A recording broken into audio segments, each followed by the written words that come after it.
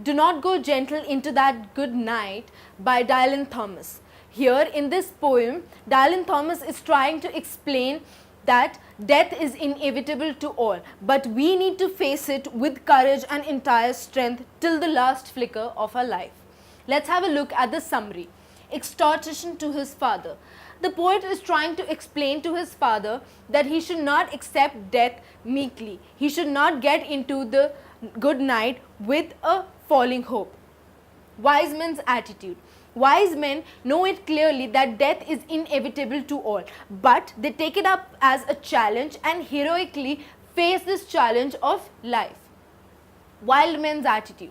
Well, according to wild men's attitude, they face people who follow up death, they face it heroically and take it up as a challenge. They fearlessly and angrily face each part of death, the pain, till the last flicker. So this is what the poet is trying to explain to his father. Let's have a look at the paragraph wise explanation. The first stanza. The first stanza begins the poet requesting his father not to be soft on death. He asks his father not to accept death quietly, but to fight against it with great force and passion. The word good night in the first line refers to a good death, and the poet encourages his father to resist death in a gentle way. The use of the word rage in line shows the poet exhorting his father to imply a forceful resistance to death. Here in the first stanza, the poet is trying to explain to his father that he needs to accept death with great force and passion. And the poet is encouraging his father to resist death in a gentle way. He should take up death forcefully with great passion and vigor in his life. With respect, he should leave the world till the last breath. Stanza 2. The second stanza describes the attitude and feeling of wise men who realize that death is approaching. These wise men can be identified with philosophers and scholars. As these wise men know that death is inevitable, they do not accept death passively. Scholars are known as and measured by their words. They are not concerned if their words fail to affect people. Now in the second stanza, we talked about wise men. These wise men are being explained here as philosophers and scholars. In the second stanza, that is what the poet is trying to explain us, that we need to accept death very passively, passionately. We should not just give up on death easily. They know they still have a long way to go. Their many words are still left unspoken or unwritten, and their goals have not yet been accomplished. Therefore, they hold on to life till the very end to achieve their goals. We all know that at certain point of time we are not contented and we are left with certain goals to be followed up. So, because of this reason only, these wise men hold on to death till the very end. In the third stanza, the poet describes how the good men face death. Good here refers to moralists or men who live an upright life.